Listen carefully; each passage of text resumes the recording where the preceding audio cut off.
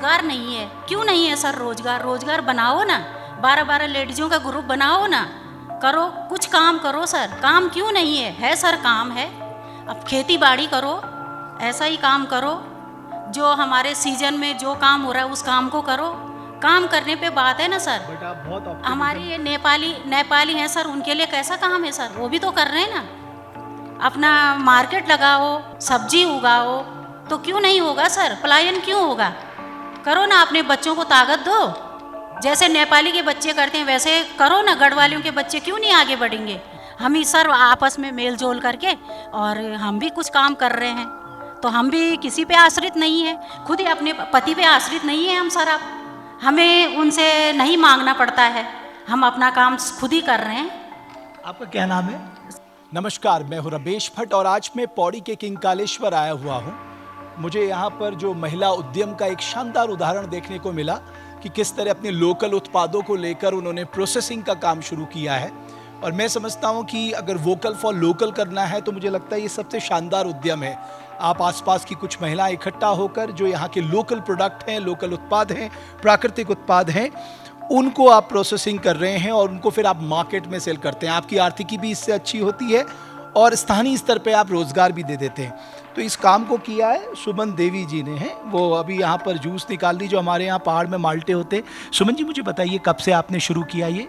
Sir मुझे 3 साल हो गए हैं और मैं यहाँ पर सभी प्रकार के जूस, अचार, चटनी बनाती हूँ और यहीं पे पौड़ी की रहने वाली हूँ। छोटे से मतलब हमने मुख्यमंत्री स्वरोजगार योजना के अंतर्गत लोन लिया मैंने और अब मेरे साथ कई महिलाएं भी काम कर रही हैं। तो आप क्या क्या करती हैं, मतलब क्या क्या आपके उत्पाद हैं और लोकल उत्पाद कौन कौन से हैं? लोकल उत्पाद सर यहाँ माल्टा काफ़ी होते हैं, तो माल्टा का जूस बनाते हैं और यही हमारे पौड़ी में बुरांस होते हैं तो बुरांस का जूस निकालते हैं और उसके साथ साथ आंवला हैं, आंवले का जूस बनाना और अचार लोकल पे वोकल, मतलब जो भी कच्ची चीज़ें हैं उनका। लोकल। जी सर। आप भी कब से कर रही हैं यहाँ पर? सर अभी से मतलब करते हैं, उनके साथ आते हैं हम भी। जब दीदी बोलते हैं तो हम भी आते हैं, तो उनके साथ मतलब थोड़ा हेल्प करते हैं हम भी ना। जी। मैं आपको एक प्राकृतिक आंवला ना, उत्तराखंड का प्राकृतिक आंवला बहुत ही फेमस है मैं कहूँगा। इसे जो ये प्राकृतिक खेती को लेके बात चल रही थी उसका सबसे शानदार उदाहरण ना प्रकृति ने ये आंवला दिया है। तो ये आंवला जो है वो प्राकृतिक है और इसी की प्रोसेसिंग वो लोग करते हैं। ये बेसिकली हमारे जंगलों में उगता है और कहते हैं कि ये बड़ा गुणकारी है। तो आप बता सकती हैं थोड़ा इसके बारे में मुझे? जी हाँ। हाँ बताइए। जी, ये तो सबसे पहले तो ये है कहीं भी मिलता नहीं है और ये हमारे उत्तराखंड में बहुत ज़्यादा होता है और हम इनको गांव से लाते हैं।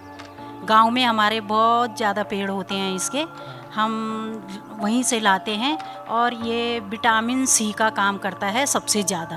साइज भी छोटा और साइज भी छोटा है, लेकिन ये है जो प्लेन्स में ये बड़े बड़े आंवले होते हैं तो उनमें कुछ नहीं होता है, इसलिए हम इन आंवलों की खोज करते हैं और इनका हम मुरब्बा बनाते हैं, जूस बनाते हैं, इनको सुखा के पाउडर बनाते हैं और बहुत सारी चीज़, इनका शैम्पू भी बनाते हैं और बहुत सारी चीज़ बनाते हैं। इनमें बहुत सारा विटामिन होता है इनमें सर। और ये जो हमारे पहाड़ की मैं कहूँगा जो सबसे स्पेसिफिक चीज़ है और बुरांस के फूल, और इस मौसम में ये बहुतायत पहाड़ में पाए जाते हैं। अगर इसी को हम प्रोसेसिंग कर लें ये न जाने कितने उत्तराखंडियों की आर्थिकी में तब्दीली ले आएगा। लेकिन मुझे अच्छा लगा कि महिलाओं ने यहाँ पर इसकी शुरुआत की है और बड़े पैमाने पे जो टूरिस्ट आते हैं, और बुरांस को हार्ट के लिए बहुत अच्छा बताया जाता है।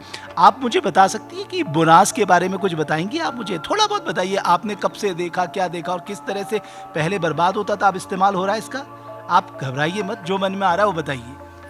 ये तो काफ़ी टाइम मतलब बचपन ही से देखते आए हैं हम, और इसका जूस वगैरह बनता है और इससे मतलब जब मेहमान आते हैं तो सबसे पहले हम यही ऑफर करते यही हैं। देते हैं बुरांस का जूस। बिल्कुल। हम पहले इसके बारे में जानते नहीं थे। अच्छा। क्योंकि हम यहीं पैदा हुए हैं।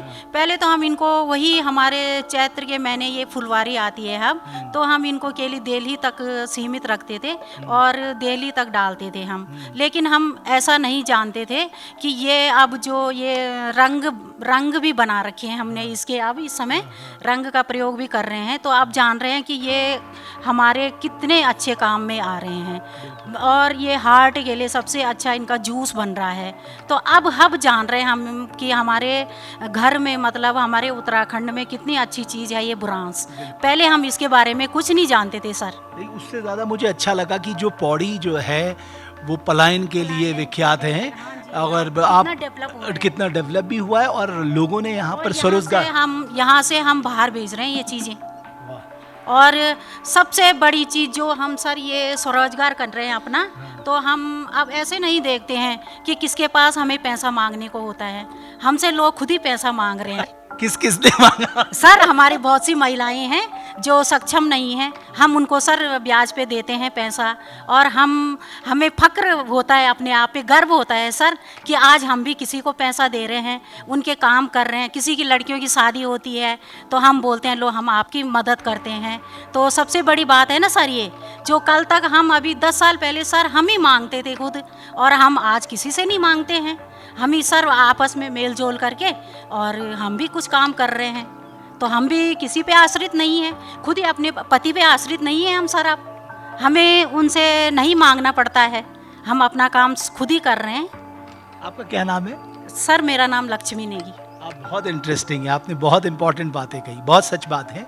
और पता है ये रियल वुमेन एम्पावरमेंट है, जो महिला सशक्तिकरण का जो हम कहते हैं ना, ये रियल एम्पावरमेंट है। हम तो सर सभी महिलाओं से कहते हैं, सभी बच्चियों से कहते हैं, महिलाओं से ये कहते हैं अपनी बच्चियों को पढ़ाओ, अपनी बच्चियों को इसी रोजगार में लगाओ। क्यों लगे वो सरकारी नौकरी के पीछे? कब तक लगेंगी सरकारी नौकरियां? खुद ही सर मेरी लड़की ने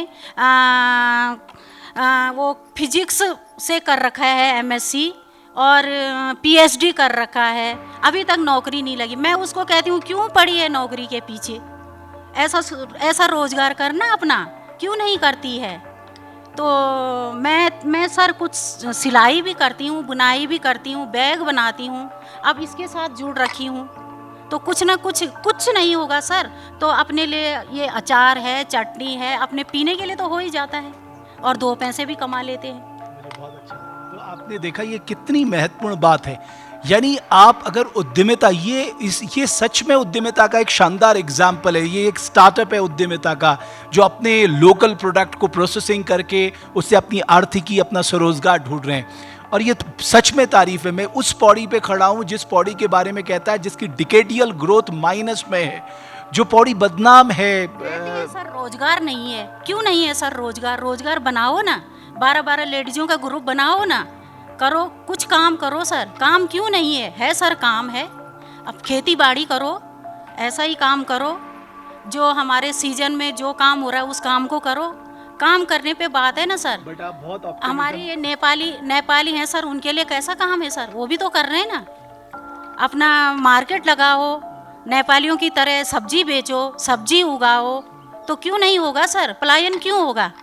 करो ना, अपने बच्चों को ताकत दो, जैसे नेपाली के बच्चे करते हैं वैसे करो ना। गढ़वालियों के बच्चे क्यों नहीं आगे बढ़ेंगे सर, पढ़ेंगे सर, क्यों नहीं होगा? क्यों शराब पी के पड़े रहेंगे? क्यों रात भर मस्ती करेंगे? अपने उन पे वो दो ना, बच्चों पे इन्वेस्ट ना, अपने बच्चों पे इन्वेस्ट करो, अपने बच्चों पे ध्यान दो, अपने बच्चों में संस्कार दो, अपने बच्चों को अच्छी चीज़ खिलाओ। तो तब तो सर बच्चे आगे बढ़ेंगे ना हमारे, तब तो बच्चे इस विषय में भी जानेंगे कि मम्मी क्या कर रही है। बच्चे देखेंगे ना मेरी मम्मी आज कितना वो कर रही है, संघर्ष कर रही है, तो हमें भी करना चाहिए मम्मी के साथ, तो बच्चे करेंगे सर। आपने बहुत शानदार बात बोली, आप लोगों को ताली बजानी चाहिए भाई इनके लिए, कितना अच्छा बोली है वो, है ना। तो ये जो उन्होंने बात कही ना, ये 100 आने की बात है कि हमें उद्यमिता करनी है, अपने पहाड़ में रहकर अपने उत्पादों को लेकर अपनी एक पहचान बनानी है। अगर उत्तराखंड बचाना है तो पहाड़ बचाना होगा, और पहाड़ बचाना है तो पहाड़ में रहकर ही स्वरोजगार के रास्ते तलाशने होंगे, जो यहाँ की स्थानीय महिलाओं ने तलाशे हैं। बहुत धन्यवाद हमारी इस खास पेशकश को देखने के लिए।